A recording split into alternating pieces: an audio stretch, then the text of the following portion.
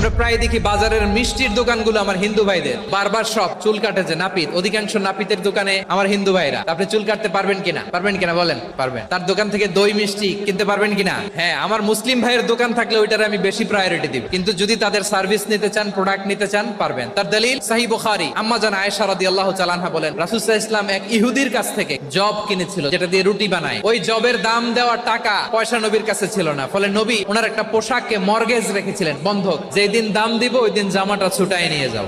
এ থেকে বোঝা গেল অমুসলিমদের সাথে ফিনান্সিয়াল ডিলিং করা যায়, অর্থনৈতিক লেনদেন করা যায়, কেনাবেচা করা যায়, প্রোডাক্ট কেনা যায়। বিষ্ণু ঈসা ইসলাম অমুসলিমদের সাথে আর্থিক লেনদেনও করেছেন, ফিনান্সিয়াল ডিলিং করেছেন।